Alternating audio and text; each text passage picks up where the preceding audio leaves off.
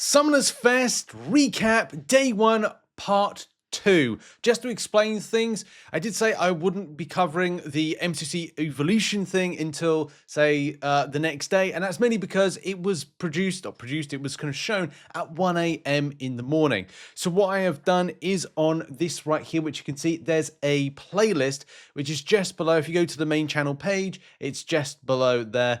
This particular playlist, and anytime I do like a recap type thing, it'll be labeled with part 1 or part 2, and everything will be in here. Sorry that it is going to be over like 2 videos, but yeah, I ain't staying up to 1 a.m. in the morning to record and then do like a further bit of coverage as well that sees me like waiting up to about 3 a.m. in the morning. I just ain't doing it. But what I will be doing in this video is going over the key notes and key information from the thing that was put out at like 1 a.m. in the morning, my time. So hello to all Europeans, happy midday to my Indian bros and other people as well that might be tuning in, and those that just want a quick recap.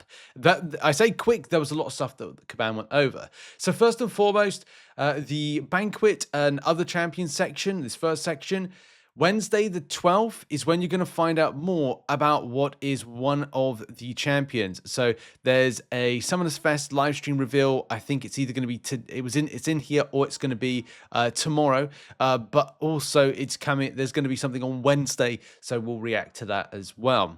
So one of the ones that we do know about, or we kind of get an idea that is kind of coming into, as a trophy champion, and I don't know if this is Crystal or this was within the founders box. It's coming, is a 7-star Punisher chance, and it's a reworked kit. So this is not just like a standard kind of like, oh, it's Punisher. It's a reworked kit for Punisher. So available in rank rewards, which maybe people will go for, but it depends on the kit. Kabam will reveal coming early December what the full kit is and the abilities, which is exciting. Imperiosa, for those that don't know, can be acquired on December 9th.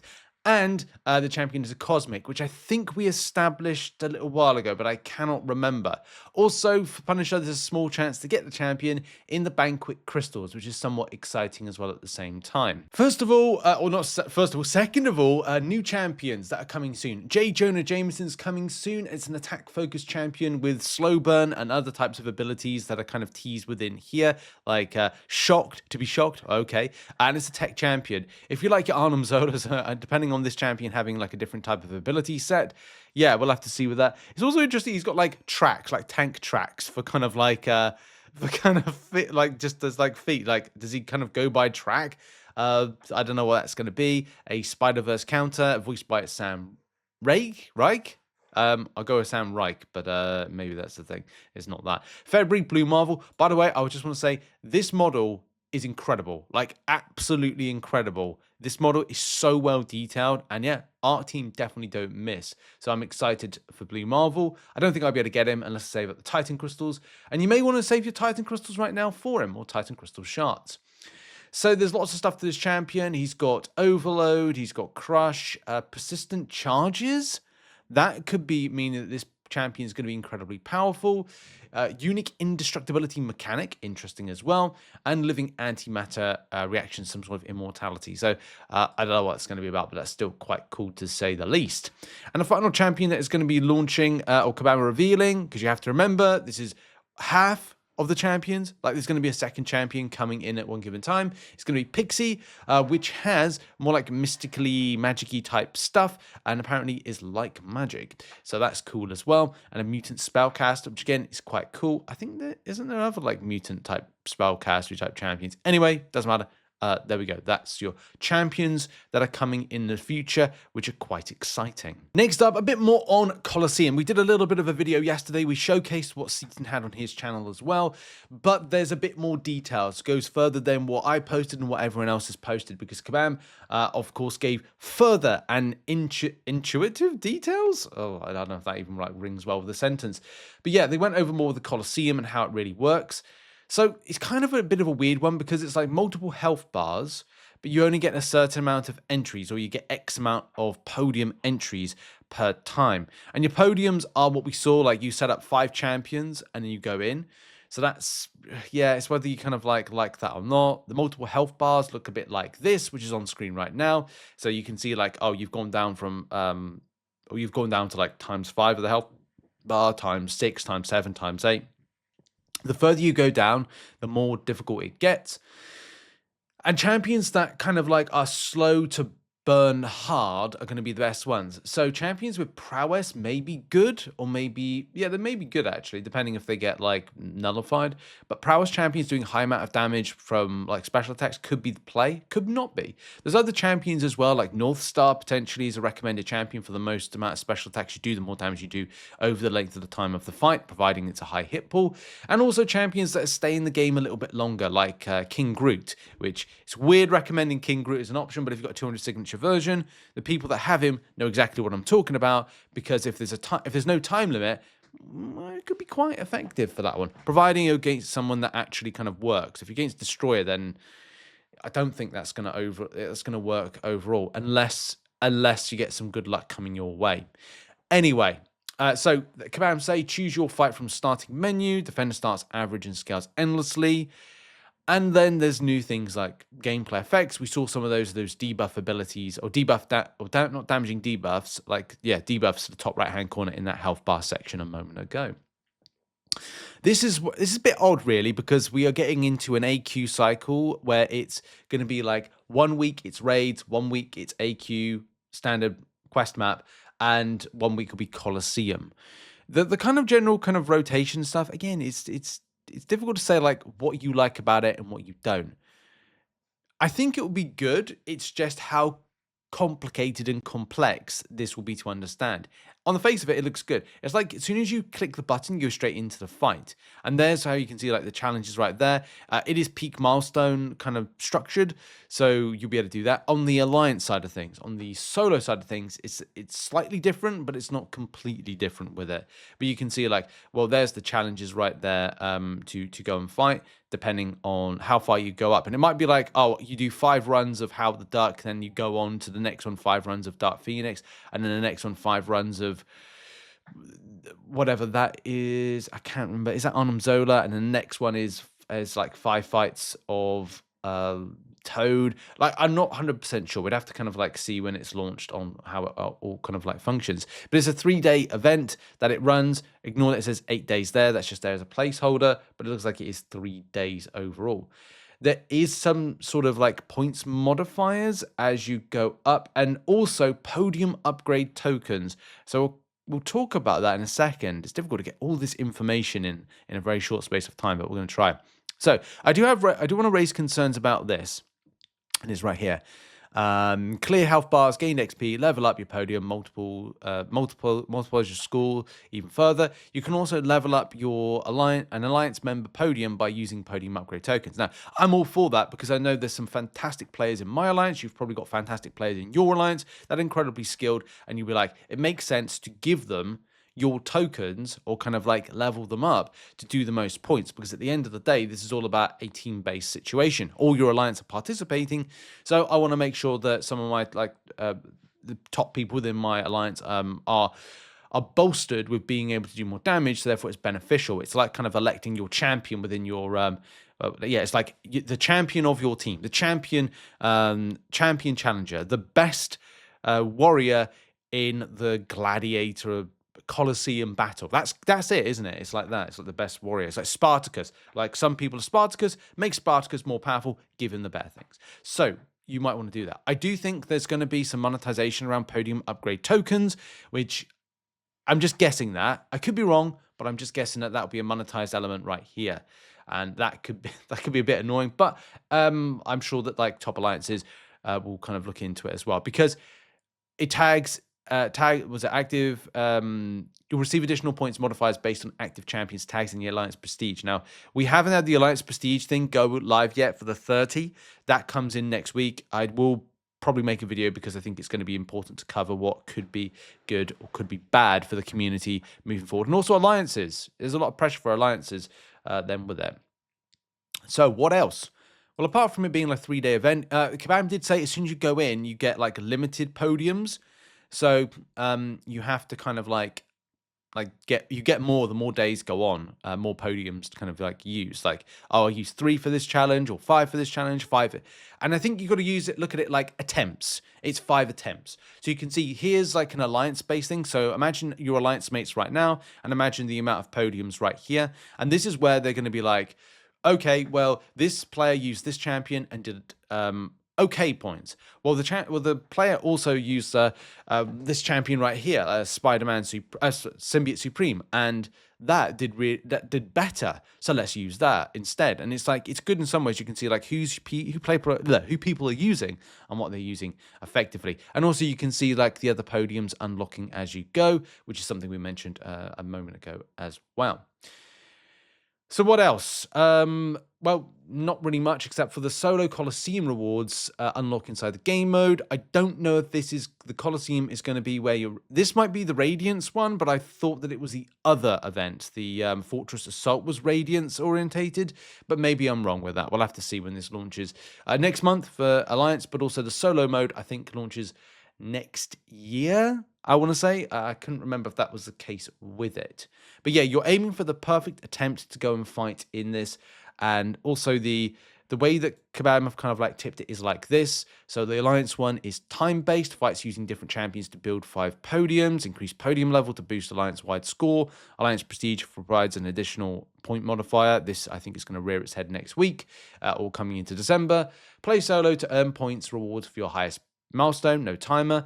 Push through health bars until knocked out. I think this requires revives. I'm not 100% sure on that one. It's just that the way that Kabam, again, tip this, it's either going to be you can use revives or you will be like, oh, this runs for a longer length of time and you have to kind of like defeat it over, I don't know, a week, not a week, maybe like a month or something, because you'll only have X amount of podium entries. Prestige not affected by rewards. Progress through milestones reward system by accumulating points. The more points, the more you get. You know, I think that's kind of like how it works. This, according to Kabam, replaces Everest content in a kind of way, and we'll have to see like the impact of what it's like. And yeah, solo Coliseum, yeah, does launch next year in January. And then, of course, it replaces the Alliance-based stuff. I feel sorry for Alliance leaders and officers now that I have to think about like how to structure this new event and prepare for it. If they didn't have like all this stuff to do, they now got more things to kind of prepare for, and likewise, yeah. And what's next? New Ascendancy. So if you've been following the channel and listening to things that I've said, I was talking about something that I didn't necessarily agree with the future plan for Kabam, MCOC, because of the extent of what is it called? Complexity that they offer. I'm not going to get into opinions on this one. I will do a separate video with my opinions and breaking some stuff down, because I'm just trying to give you information of what was actually put on at Summoners Fest and try and do this as quickly as possible, because there was a lot in an hour to squeeze in. Anyway, rarity escalation. So Kabam are doing Ascendancy rather than 8 stars at this moment in time. They haven't said they're not going to do it, and they haven't said they are going to do 8 stars in future. Instead, they're doing Ascendancy in a different way. So they've got Ascension tokens. So you get champion-specific tokens whenever you open up a specific crystal, and you get Ascension tokens, and you have to get at least 5 of them. You also have to get a special type of primordial dust, and the big unfortunate thing is the extent of ramp that you've got to do for it. So you've got to ramp up to level 11 with your Ascension or rank, whatever it is, Ascension ranks. You've also got a new mechanic called Might and a new challenge rating as a result of it. So there's some interesting new things going on there. In terms of Might, it is a little bar that exists in the top corner there. I will just get a red arrow just to kind of like point you in the direction. So there's like a blue arrow that's there, Might and ISO Burst, which Kabam have said ascended 7-star champions have access to ISO Burst. New meter above the health bar indicates your current Might, which builds passively and over time and increases damage. When your Might meter is full, your champions will automatically enter ISO Burst for a period of time. Champions still increase damage during ISO Burst. So that's cool. I do actually like this. Again, I'm not gonna throw any more opinions in. I'll do an opinion video another time. But this is a very kind of like grindy thing to go and grab and get. Acquisition method is via special crystals. And it looks like there are some element of kind of cluster drops that then give a type of profile, what is it called? Icon framing that looks a bit different. So it kind of has an element of like fun rarity to it. Depending on volume as well, that's not something we don't know just yet. This, by the way, is dropping in April of next year, or spring of next year for this particular new system as well. Well, what else? First of all, it's making sure that your 7 stars are still worth something once you get there, which I think is good for the player base. I definitely think that's good, because if you spend a lot of money, time, and effort on getting 7 stars for the very first time, whether it be Titan crystals, whether it be standard 7-star crystals, then you want to feel like your champion's there for forever. You know, the amount of money investment to what people get out of it, it's like, it's just, yeah, it's kind of a no-brainer for those that are non-spending, but also those that are spending as well in the game. But there's still the old problems that will just, be there. There is something that could be perfect, or something that's very positive for the game, and that's collectives. And also just on the essential side of things, is the new crystals. What will be added will have all the materials, but also previous champions. As of now, this month, like, previous champions will be put in batches to be ascended, because at the moment you won't be able to ascend every single champion. You can only ascend the champions that Kabam has specifically put out, or be putting out between now, so Lizard and Pravicta, to have those ascended. Others you can. Okay, just moving on now. Collectives. So collectives is another type of collection-based mechanic that the more you have a certain type of champion, or the more points you earn based on signaturing up and ranking up, you get to get bonuses. Whether rewards be things like you do more damage, you get better like stats and stuff, you do certain quests and you get rewards, you get increased storage, and all those things as well. So these are kind of like added new things that can be beneficial, and whether you like that or not, unfortunately, Kabam are doing it. I actually quite like the idea. This is similar to other games. If you've watched other games I've played, like indie games or kind of mobile games, they have this feature already within it. Like, the more you farm, the more you grind, the more you get back as a result. So you do have things like captains. Captains will be the anchor point, I think, for getting more resource. And whether it's good champions or bad champions, regardless of I think it's all about the champion specifically, rather than the rarity. I think we'll have to kind of double check on that one, but still, like, it's good stuff that Kabam have got going in for this one. But just got to see if there's actually gonna be fun. It's like ranking up a champion and going, oh, well, why did I do that? Well, you didn't. Might be doing it for points. Points mean prizes towards, say, the right-hand corner, which looks a little bit like, if I can find it, I'm probably not going to be able to find it in time, but anyway, yeah, you can get some like cool stuff from it, like objective things and stuff that's going to be beneficial. So you see those in the rank we get from the objectives and stuff like that. So that's that. There's a bit more to that meets the eye. This is giving a boost and improvement and rewards. These are through objectives, so giving you new things while you do stuff in game, whether it be doing a quest and whatnot. So the positive I have about this is that if you are looking at your stash and going, well, I got 4-star awakening gems and signature stones that are expiring in my stash, then at least I can reuse that. I can use them and feel that I'm getting points for it to get prizes. So yep, that's good. And also, it's like, it just doesn't feel rubbish when you're getting a rubbish champion or champion you don't want from a crystal. It's like, at least that will mean points for your collectives. And this is a lot of fun. It's a lot of fun. So hopefully we'll be seeing some improvements, and it's good for free to play. I don't know if there'll be things for spenders, but I mean, for getting new champions possibly, but then it's good for non-spenders to kind of grab stuff from Titan crystals.